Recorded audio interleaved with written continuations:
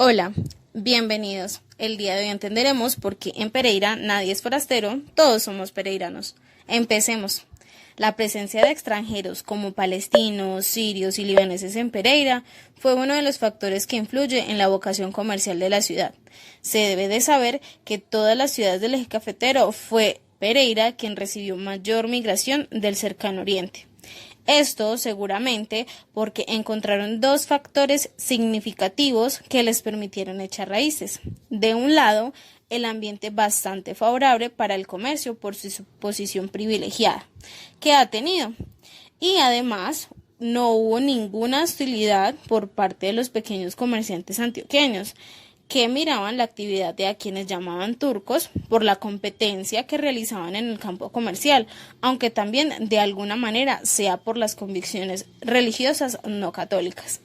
Los antiguos fenicios fueron llamados en la antigüedad los carreteros del mar, en la medida que se descaracterizan por grandes navegantes por el Mediterráneo y por su actividad comercial.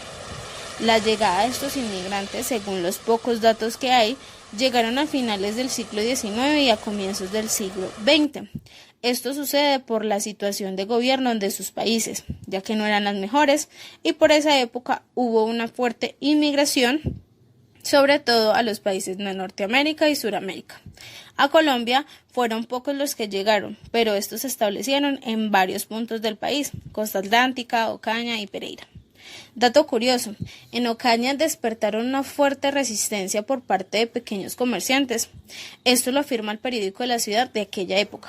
Indican que causa extrañeza ver cómo prosperan los turcos en Colombia. Llegaron al país con sus cajones cargados de baratijas y en un poco tiempo hacen fortuna y de la noche a la mañana son comerciantes al por mayor y adquieren capital considerable. ¿Dónde está el secreto? Hay dos hechos que bien valen la pena resaltar en relación con la llegada a Pereira.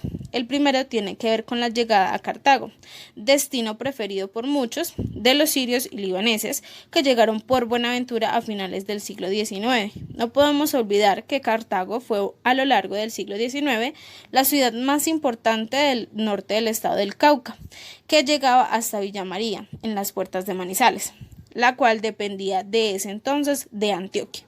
En ese sentido, Cartago era una de las ciudades con movimiento comercial muy importante, en la medida que había sido un centro esclavista significativo y abastecía a las cuadrillas de los esclavos que hasta mediados del siglo XIX laboraban en las minas de oro del Chocó.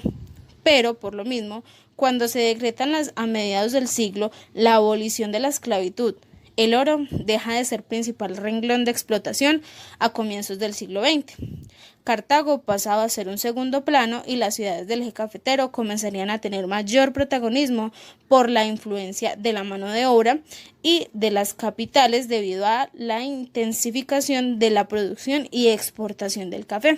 De allí que la primera etapa para los inmigrantes orientales fuese Cartago y luego Pereira. En segundo fenómeno, a saber, la llegada a Manizales de algunos inmigrantes sirio-libaneses y palestinos a partir de 1910 y su posterior traslado a Pereira. Está relacionado en gran medida con el incendio que se produjo en Manizales en 1925, que causó una ruina generalizada a los dueños de almacenes de zona central, en donde se ubicaban algunos extranjeros dedicados a la venta de telas. Eso fue el caso de don Camel Ilian Isa, hombre que rápidamente se entregó con los pereiranos y fue uno de los fundadores de la Cámara de Comercio de Pereira. Cabe resaltar el libro que escribió María Mercedes Molina con título En tierra bien distante, en donde recoge su investigación sobre los inmigrantes españoles, y dicho título puede resumir muy bien el sentimiento que acompañó por muchos años a quienes en determinado momento tuvieron que abandonar sus tierras, su familia y amigos para radicarse en una tierra bien distante.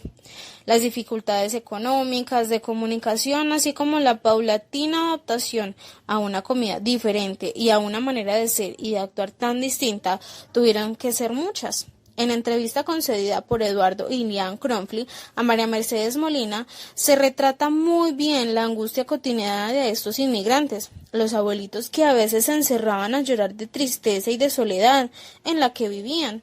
No tenían con quién hablar, fuera de las familias que los visitaban, y el de haber dejado todo, pues prácticamente donde era un líder, y llegar donde no era nadie, se sentía muy mal y deprimido. El que fue una persona muy respetable y al cual todo el mundo le pedía consejos. Pero esas distancias y diferencias desarrollaron un espíritu de solidaridad entre la colonia sirio-libanesa y palestina. En tanto, ello mitigaba un poco la angustia de este proceso lento de desarraigo que finalmente debía darse. La llegada de los palestinos y sirio-libaneses fue un gran aporte para la ciudad de Pereira en cuanto a impacto comercial que generó, porque bien tengo entendido, a raíz de esta llegada la ciudad fue más influyente. Ricardo Ilán Botero fue un exponente importante a la hora de hablar de Pereira por haber ayudado en la construcción del Hospital San Jorge, el Aeropuerto Matecaña y Villa Olímpica, y a su vez formando parte de una identidad que fomentó el engrandecimiento de la ciudad. Puedo resaltar en la lectura la frase «No soy de aquí ni soy de allá», del autor Alberto Cortés, ya que Eduardo Ilán Botero lo explicaba diciendo que sin importar dónde nazcamos podríamos sentirnos parte de otra cultura. Pereira es para todos, ya que lo tiene todo, sea para bien o sea para mal. Es un lema que resalto porque se ha evidenciado el gran acogimiento a extranjeros y a los propios ciudadanos. Es un lema que hasta el sol de hoy rige amablemente en la ciudad. Hablando un poco más de la construcción de Pereira, quiero resaltar los inicios de lo que ahora es la Vía Rápida, siendo antes la Quebrada de Legoya, también de lo que antes fue el Jaguar de Pureza, hoy en día es Turín. Pereira se convirtió en la capital de Risaralda gracias al esfuerzo de los ciudadanos, logrando tener una catedral con una estructura de madera resistente a los sismos. Una universidad con una orientación inicial tecnológica que le permitió formar profesionales de industria, desarrollo y planeación. Unos parques como el Bolívar, la Libertad, el Lago Uribe, avenidas como la 30 de Agosto, la Circunvalar, la Avenida de las Américas, Belarcasa y su más reciente, la Variante del Sur. También con una autopista del café que une a las capitales del antiguo Caldas o eje cafetero. Un estadio que posee a sus alrededores una amplia atracción de piscinas y otros escenarios. Un Bolívar desnudo que en su momento despertó simpatía y animosidades, pero se convirtió en el icono de la ciudad en la medida que evocaba libertad. También se logró una estructura vial que fue nombrado el viaducto César Gaviria Trujillo, el cual hace acogedor de una frase que dice «Bienvenidos al futuro», que significó un sentido de dar un paso a la modernización de la ciudad, la llegada de gran cantidad de almacenes y centros comerciales en donde abundan las ofertas de productos extranjeros, profundizando así el proceso de globalización en la moda y la gastronomía. Los centros comerciales y el parque confamiliar han sido diseñados para la recreación familiar. Este parque cuenta con una referencia a los indígenas muiscas y taironas. Los proyectos de los parques permitieron no solo adecuar una escena propios para la educación, sino también para la realización de un turismo cultural. Muchas gracias.